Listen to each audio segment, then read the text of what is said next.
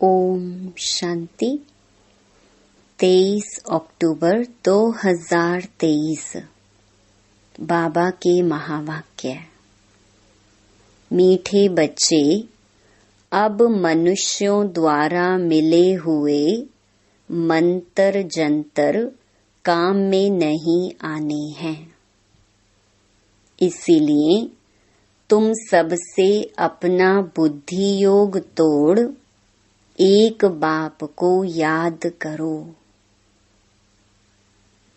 प्रश्न: भक्ति की कौन सी बात ज्ञान मार्ग में नहीं चल सकती है? उत्तर: भक्ति में भगवान से कृपा अथवा आशीर्वाद मांगते हैं। ज्ञान मार्ग में आशीर्वाद व कृपा की बात नहीं, यह पढ़ाई है। बाप टीचर बनकर तुमको पढ़ा रहे हैं। तकदीर का आधार पढ़ाई पर है। अगर बाप कृपा करे तो सारा क्लास ही पास हो जाए। इसलिए ज्ञान मार्ग में कृपा व आशीर्वाद की बात नहीं।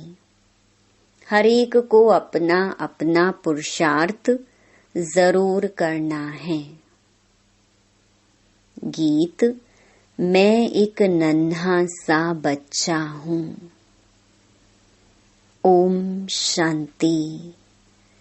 यह है भक्ति मार्ग के लिए पुकार, छोटे और बड़े की, क्योंकि समझाया गया है भक्त तो यज्ञ जप तप आदि करते हैं, समझते हैं इनसे परमात्मा से मिलने का रास्ता मिलेगा।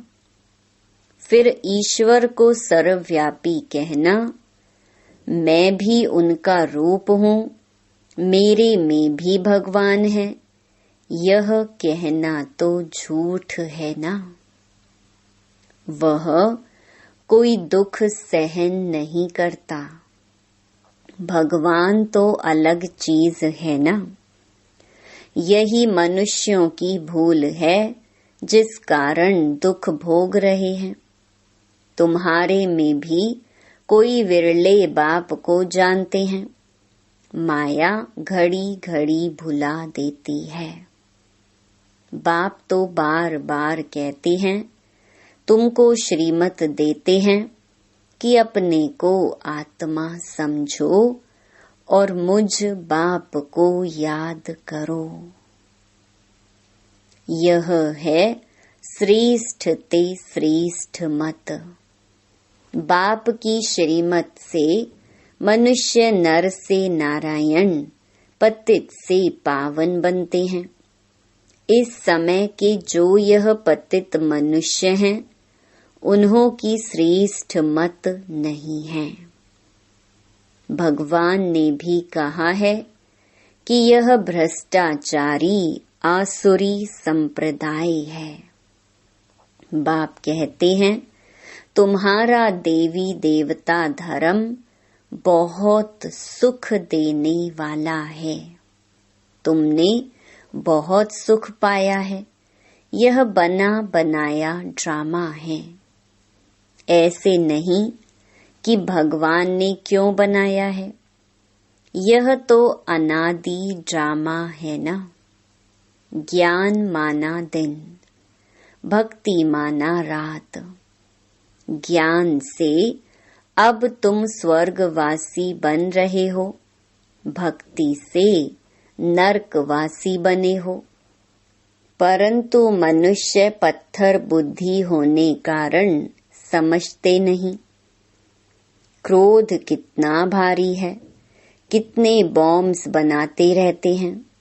समझते हैं विनाश जरूर होगा। तो यह भ्रष्टाचारी बुद्धि हुई ना। कलयुग को कहा जाता है रावण राज्य। रावण ही भ्रष्टाचारी बनाते हैं। बाप आकर ऑर्डिनेंस निकालते हैं कि अब भ्रष्टाचार बंद करो। नंबर 1 भ्रष्टाचार है एक दो को पतित बनाना। यह है वैशाल्य। कलयुगी भारत को वैशाल्य कहा जाता है। सब विष से पैदा होने वाले हैं। सतयुग को कहा जाता है शिवालय। शिव बाबा का स्थापन किया हुआ पवित्र भारत। लक्ष्मी नारायण आदि को कहा जाता है सर्व गुण संपन्न, 16 कला संपूर्ण, संपूर्ण निर्विकारी।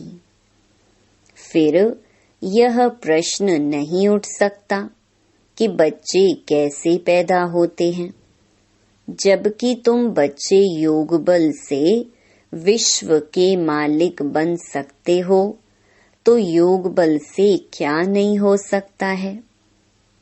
बाबा कहते हैं तुम योग बल से श्रीमत पर स्वर्ग के मालिक बन सकते हो, तो वहाँ योग बल से बच्चे भी पैदा होंगे।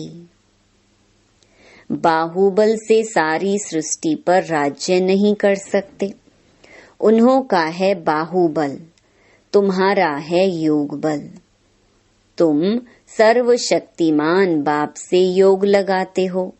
सर्वशक्तिमान बाप खुद कहते हैं मुझे याद करो तो तुम्हारे विकर्म विनाश होंगे। परंतु कोई की बुद्धि में ठहरता नहीं। उसी समय हाँ हाँ कहते हैं, फिर भूल जाते हैं। बरोबर भगवान बेहद का बाप राजयोग सिखलाकर ज्ञान से हमारा श्रृंगार कर रहे हैं। फिर भी बुद्धि में नहीं बैठता है, तो कहेंगे उसकी तकदीर में नहीं है, इसलिए तदबीर नहीं करते। टीचर तो सबको पढ़ाते हैं, फिर कोई कितना पढ़ते हैं, कोई नापास हो जाते हैं। टीचर को थोड़े ही कहेंगे आशीर्वाद करो। पढ़ाई में आशीर्वाद, कृपा आदि नहीं चलती है। ज्ञान मार्ग में तो बाप तुमको नमस्ते करते हैं। कृपा व आशीर्वाद नहीं मांगनी है। बाप के पास बच्चा आया तो वह मालिक ही बन जाता है। बाप कहते हैं यह तो मालिक है, कृपा की बात नहीं। बाप की मिल्कियत सो बच्चे की हो गई। हाँ, बाकी बच्चों को सुधारना वह फिर टीचर का काम है। टीचर कहेंगे पढ़ो, पढ़ना तुम्हारा काम है। कृपा क्या करेंगे? गुरु का भी फर्ज है रास्ता बताना, सदगति मार्ग का। आशीर्वाद की बात नहीं। यह तो एक ही बाप टीचर गुरु है। तीनों से कृपा मांगने की बात नहीं। बेसमझ मनुष्यों को बाप बैठ समझ देते हैं। यह तो उनकी आशीर्वाद है ही, बाकी उस पर चलना बच्चों का काम है। गाया हुआ है श्रीमत भगवानु वाच। वह है ऊंच ते ऊंच, तो उनकी मत भी ऊंच होगी ना। श्रीमत से तुम श्रेष्ठ देवी देवता बन रहे हो, नंबरवार पुरुषार्थ अनुसार। तुम भी समझ सकते हो हम कितनी मार्क्स से पास होंगे। स्कूल में स्टूडेंट समझ तो सकते हैं ना। हमने पूरा पढ़ा नहीं है, इसीलिए हम नापास होंगे। बाप भी रजिस्टर से समझ जाते हैं यह नापास होगा। यह भी बेहद का बाप टीचर गुरु एक ही है। यह भी जानते हैं, बच्चे भी जानते हैं हम पढ़ते नहीं। पढ़ते नहीं तो जरूर कम पद होगा।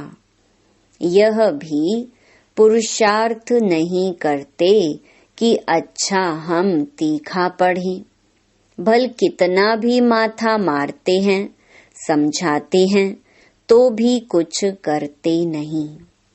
श्रीमत पर ना चलने से कम पद पाएंगे। जो बच्चे बनते हैं वह डिनाइस्टी में तो आ जाएंगे। उनमें भी बहुत पद है ना। दास दासी भी बनते हैं। बच्चे जानते हैं, पढ़ेंगे पढ़ाएंगे नहीं तो दास दासी बनेंगे। परंतु वह भी रॉयल रहते हैं। लक्ष्मी नारायण के हीरे जवाहरों के महल होंगे तो दास दासियां भी वहां रहेंगी ना। फिर नंबरवार आगे चल पद पा सकते हैं। प्रजा में भी नंबरवार हैं। भक्ति मार्ग में मनुष्य इंश्योर करते हैं ना। ईश्वर अर्थ दान देते हैं। समझो कोई ने हॉस्पिटल बनाई होगी तो दूसरे जन्म में अच्छी निरोगी काया मिलेगी। अल्प काल के लिए फल तो मिलता है ना। कोई ने पाठशाला खोली होगी तो दूसरे जन्म में अच्छा पढ़ेंगे। धर्मशाला खोली होगी तो दूसरे जन्म में रहने के लिए अच्छा मकान मिलेगा। तो यह इंश्योर करना हुआ ना। हर एक अपने को इंश्योर करते हैं। अभी तुम्हारा है डायरेक्ट ईश्वर के साथ, वह है इनडायरेक्ट। यह है डायरेक्ट इंश्योर करना। बाबा, यह सब कुछ आपका ही है। हम ट्रस्टी हैं। इनके बदले में आप हमें 21 जन्म के लिए स्वराज्य दे देना। यह हुआ डायरेक्ट बाप को इंश्योर करना 21 जन्म लिए। बाप कहते हैं अपना बैगेज सब सतयुग में ट्रांसफर कर दो।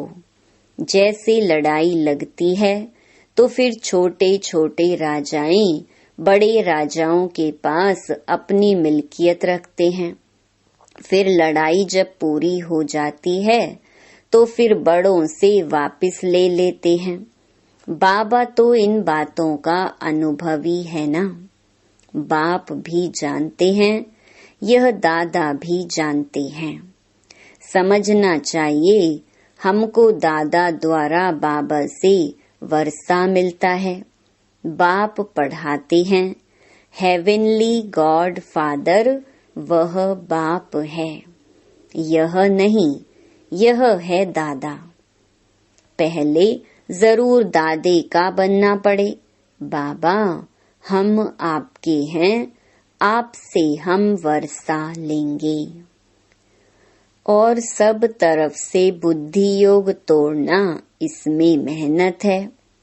बाप कहते हैं अभी और गुरु आदि के मंत्र कोई भी काम में नहीं आएंगे।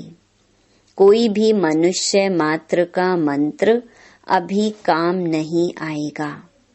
मैं तुमको कहता हूँ मुझे याद करो तो तुम्हारी विजय है। तुम्हारे सिर पर पापों का बोझा बहुत है। अब मुझे याद करो तो विकर्म विनाश होंगे। फिर तुमको स्वर्ग में भेज दूंगा। पहले तो यह निश्चय चाहिए ना। निश्चय नहीं है तो बाबा बुद्धि का ताला भी नहीं खोलता। धारणा नहीं होती। बाप का बने तो वर्षे का भी हकदार बने। बुद्धि में बैठता नहीं है। कोई कोई नए भी पुरानों से तीखे चले जाते हैं। बाप तो अच्छी रीति समझाते हैं, जितना जो पढ़ेंगे उतनी कमाई है। यह God fatherly knowledge source of income है। तुम विश्व का मालिक बनते हो नॉलेज से। मनुष्यों में यह ज्ञान थोड़े ही है। अब तुम मेरे बच्चे आसुरी संप्रदाय से दैवी संप्रदाय, भ्रष्टाचारी से श्रेष्ठाचारी बन रहे हो। सिवाय श्रीमत के कोई भी श्रेष्ठाचारी बन नहीं सकता। अब तुम मेरे बच्चे आसुरी संप्रदाय से दैवी संप्रदाय, भ्रष्टाचारी से श्रेष्ठाचारी बन रहे हो। सिवाय श्रीमत के कोई भी श्रेष्ठाचारी बन नहीं सकता, नहीं तो फिर अंत में सजाएं खाकर वापिस जाएंगे। भल थोड़ा बहुत जो सुनते हैं वो स्वर्ग में आएंगे, परंतु बिल्कुल ही साधारण प्रजा में। मर्तबे तो नंबरवार होते हैं ना। वहाँ ऐसे गरीब नहीं होंगे जो किसको रोटी नहीं मिले। यहाँ जैसे गरीब वहाँ नहीं होते। सुख सबको रहता है, परंतु ऐसे नहीं समझना है। अच्छा प्रजा तो प्रजा ही सही, यह तो कमजोरी हुई ना। पहले तो पक्का निश्चय चाहिए। यह निराकार भगवानुवाच है। भगवान कहते हैं, मुझे मनुष्य चोला तो नहीं है, मेरा नाम है शिव। बाकी जो भी देवताएं या मनुष्य हैं, सबके शरीर पर नाम है। मेरा नाम शरीर पर नहीं है। मुझे अपना शरीर ही नहीं है। शरीरधारी को भगवान नहीं कहा जाता, मनुष्य कहा जाता है। मनुष्य को भगवान मानने से ही भारतवासी बेसमझ बन गए हैं, नहीं तो भारतवासी बहुत सयाने थे। पहले भारत में कपड़ा आदि बहुत रिफाइन अच्छा बनता था, अभी तो वह चीज बन नहीं सकती। तो स्वर्ग में साइंस भी सुख के लिए होती है। यहाँ तो साइंस सुख दुख दोनों के लिए है। अल्पकाल का सुख मिलता है, दुख तो अपार है। सारी दुनिया खत्म हो जाएगी तो दुख हुआ ना। सब त्राही त्राही करेंगे। वहाँ तो साइंस से सुख ही सुख होता है, दुख का नाम निशान नहीं। यह भी जिनकी तकदीर खुलती है वही समझ सकते हैं। तकदीर में सुख नहीं है तो समझ नहीं सकते। बैरिस्टर भी नंबरवार होते हैं ना। कोई तो एक एक केस का 10-20 हजार रुपया लेते हैं। कोई बैरिस्टर को देखो तो कोट भी पहनने के लिए नहीं होगा। यहाँ भी ऐसे है ना। या तो राजाओं का राजा बनते या तो पाई पैसे की प्रजा बनते हैं। तो बाप बैठ बच्चों को समझाते हैं, भारत ही इस समय सबसे गरीब है। भारत ही फिर साहूकार बनता है। दान हमेशा गरीबों को दिया जाता है। धनवान इतना उठा नहीं सकते हैं। गरीब साधारण ही यह ज्ञान उठाएंगे। साहूकारों को दान देना यह लॉ नहीं है। तुम गरीब हो ना, तुम्हारी मम्मा सबसे गरीब, वह फिर विश्व की महारानी बनती है। ड्रामा ही ऐसा बना हुआ है। गरीब जास्ती उठाते हैं क्योंकि दुखी है ना। साहूकार तो बहुत सुखी हैं। वह तो कहते हैं, हमको तो यहाँ ही स्वर्ग है। मोटर गाड़ियाँ पैसा आदि है। जिनको पैसा नहीं है, नरक में हैं, उनको आप ज्ञान दो। ऐसे भी कहते हैं। तुम्हारी है अब गॉड फादरली सर्विस। तुम भारत के सच्चे सर्वेंट हो। वह सोशल वर्कर्स हैं जिस्मानी मनुष्यों को थोड़ा सुख देते हैं। यह तो सारी सृष्टि को साफ कर पवित्र सुखी बना देते हैं। यह तन मन धन से भारत की सेवा कर रहे हैं। अच्छा, मीठे मीठे सिकिलधे बच्चों प्रति मात पिता बाप दादा का याद प्यार और गुड मॉर्निंग। रूहानी बाप की रूहानी बच्चों को नमस्ते।